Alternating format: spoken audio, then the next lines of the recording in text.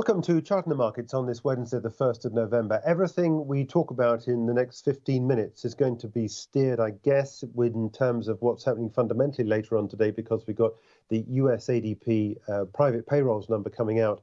And we've also got the Federal Reserve interest rate decision, both of which do individually have the capacity to steer the markets, but I think it'll all be centered around the Fed later on this evening, especially for the foreign exchange markets.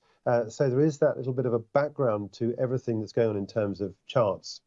Let's take a look at what's happening on indices on this first trading day of November. And I want to begin, first of all, with what's going on here in London with the FTSE 100. To a degree, it's a question of repeating this across the board for all the major Western markets, the benchmarks. They're on the way down. That's the message I want to give. But in fact, here in London, we are slightly better off than other markets because we're not quite as low as the recent lows that we've seen at 72.15. But I think this rolling over the market, not quite as accentuated as it is in other markets, as we'll see on the Dax in just a minute, because we saw this higher high that we had here. Now, that higher high, technically speaking, gave us a little bit of a steer away from dropping below this line of support. But the line of support is as critical as that market moving up there. And I think if we do get a return down to this line of support down here at 72.15 and a break of that, you're then on the way down then on these markets, all the way down to the lows that we had back in October last year at 67.04. But at the moment, because of this higher high that we had, it was only an intraday higher high, but nonetheless, that did give us a little bit of an upward lift. And we'll have to see how things go in the next few days. But at the moment, at least, I think it's worth looking at this in the terms of where we go from here. So now, if we get a break below the 72.15 and a candle close below that, then, as I say, the next line of support is at 67.04. So that's when you would then want to put in a short position. If you think that there's more retracement to go, in other words, there's more of an uplift to go from where we are here, then your stop would go below at 72.40. Below that candle we had last Thursday with a view to taking it up. But at the moment, at least, it's really not in any way, shape or form in a position to take a position in these markets because of the indecision that we've got in terms of the trade.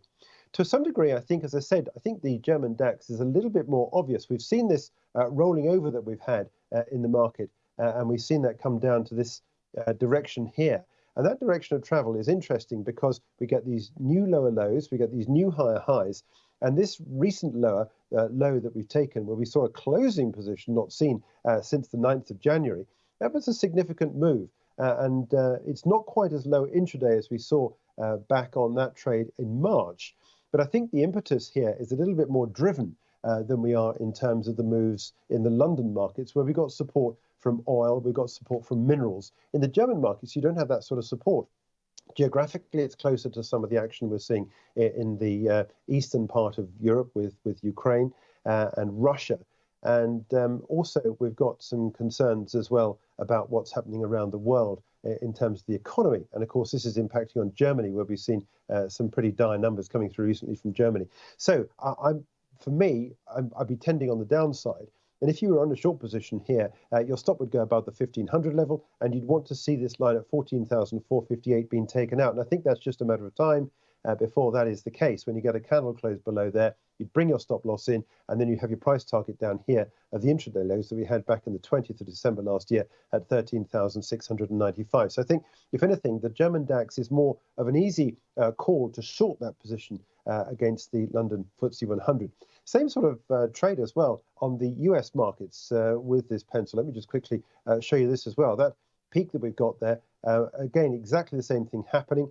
You've got this strike to a new lower low here at 41.03, which we saw when we saw this market go into correction back on Friday last week, and then has since subsequently come this little bit of a rise. Again, very much on what's happening in terms of the Fed, very much in terms of what's going on with some of the economic data. So there's a fundamental reason, I think, that this might not necessarily strike a new lower low, but certainly at the moment, we have the opportunity here, I think, potentially to short this at 41.76. If you are short going into the Fed decision tonight, your stop loss goes above the 4,200 level with a view to taking down to 4103. If you think the Fed's going to be less hawkish, more dovish, more market friendly, suggesting that perhaps maybe we should be looking perhaps maybe at keeping rates where they are, and the fact that we could well see some declines in interest rates in 2024.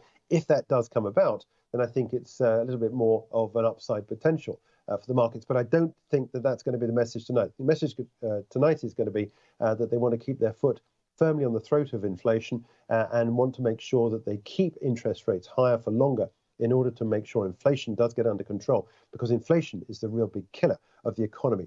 So I think in broad sweeping terms, you've got the Dax and the S&P 500 more likely to be a good short position than what's happening here in London, but we'll have to see how things move ahead. Let's take a look at what's happening on the foreign exchange markets. And because it's a day when we're dominated by the US activity, I wanted to go first with what's going on with the dollar basket, because the dollar basket has been an interesting trade now for 4 or 5 months or so, since the lows we had back on the 18th of July. And for those following me on the early morning call and Beat the Street as we look towards the start of the European and US markets, I've been following this Andrews pitchfork, which is a trade which has been developed nicely since the low point we had. And it's been riding this pitchfork handle.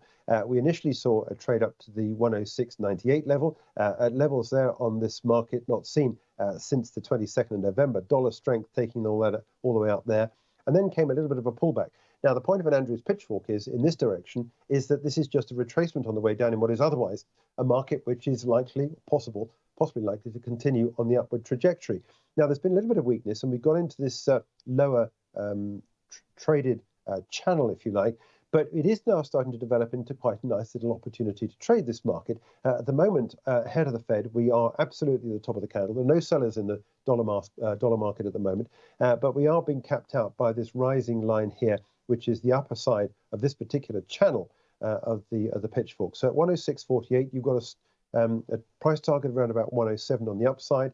But you've got support kicking in down here at the 105.51 level, which was the intraday lows that we saw yesterday, which I think coincide indeed. You can see all the way back here on the 8th of March, that line there, which was the line of support that we're using at the bottom of the trend of this channel. So have to see how things go. If we do get an escape into the upper channels up here, if we do get a particularly hawkish Fed tonight and people are buying dollars once again, you then use this next red line up here as the new line of support going into that next channel. But at the moment, at least, it's quite nicely in this blue channel on that pitchfork. Now, the opposite trade to that, of course, and what people would normally do is you look at a euro-dollar trade.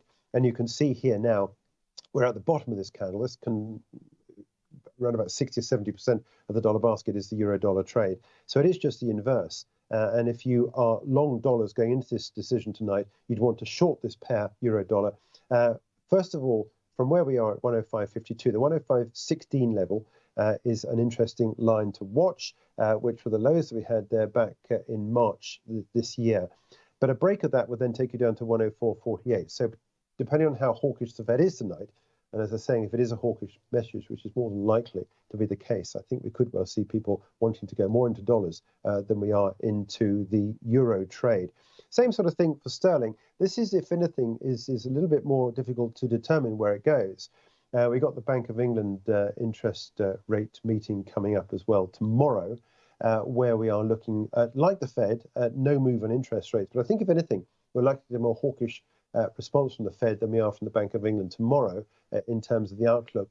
Growth is being sustained in the US markets, jobs are being created, and we've got a relatively warm economy continuing to trade on the upside. Whereas here in the UK, we're beginning to look like we want to flirt once again with recession, and inflation doesn't look like it's being killed off anytime soon. So I think, if anything, there's going to be a sort of a more difficult line to tread from the Bank of England. And this could well possibly see the sterling holding up if we see anything like the need for potentially higher interest rates because inflation is not abating, or if we see anything like the suggestion that we're going to go into recession, which could be negative for sterling as well. So 121.41, a far more difficult market to trade, unlike the euro dollar, where I think there's a potential downside for the euro against that US currency.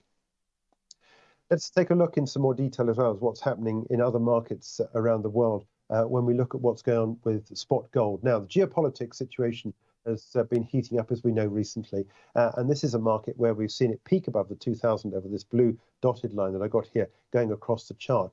2 or 3 days above that, but since then it's been pulling back. Now, this is just a small retracement in what is otherwise a market where we're seeing gains, and gains quite nicely seen too since the beginning of the attacks that we had in Israel from Hamas, the Israeli response, and now the calls from many politicians across the board and across many countries wanting to see a ceasefire, certainly for humanitarian aid to get through. But Israel seems to be dug in with this. But despite the fact that the news is not particularly good geopolitically wise, we do have this little bit of a pullback. Some of this, I guess, is in part due to the strength of the US dollar. So if we get a particularly hawkish Fed this evening, there's the potential, I think, possibly maybe for more downside for the gold price. If you do get downside for the gold price, you take a short position, your stop goes above recent price action around about the 2020 level, and with a view to taking this down. How far it goes down remains to be seen. But you've got some interesting lines on which to draw. I guess the fib is the obvious one to draw from the lows down here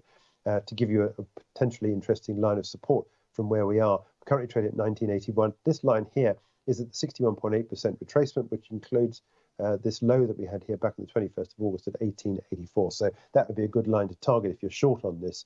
But do watch out for a snapback if the geopolitics situation does rear its ugly head once again, and ends up into a more protracted issue. And of course, this is another market where we're very much sensitive to what's going on in the Middle East.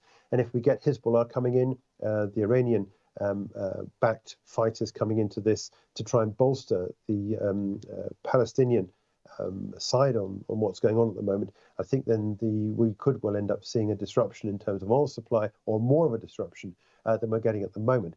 And this could well end up with higher oil prices. At the moment, in the last couple of days, we've broken this line of support at 81.51 on US crude, down below the 76.4% retracement. That being said, it has actually risen there today. But because we've got a candle close below there, I think it's more likely to drop down to 77.56 technically. But fundamentally, of course, it may be a very different story. But technically, price target down here at 77.56 with the 200, including a 200-day moving average, which is a good area of support to watch out for. But if you are short on this market, make sure you've got a very tight stop on, because there could be a snapback if we do get an increase in some of what we're hearing about what's going on at the moment in Gaza. With the bombardment of areas around there by the Israeli army. So I think, if anything, that's more likely to pick up than not. Certainly, if you look at what's happening in the press and some of the commentary and some of the political and military analysts suggesting that this is only going to go in one direction. And until there's some sort of an agreement of ceasefire forcing the hand of the Israelis, the potential is for more disruption for oil, and that could mean higher oil prices from this point on. That's it for a quick tour around some of the charts at the moment. Please do join me at 1:30 today for Beat the Streets, and later on at 4 o'clock this afternoon for the look ahead to Thursday's session in an interesting week for central banks.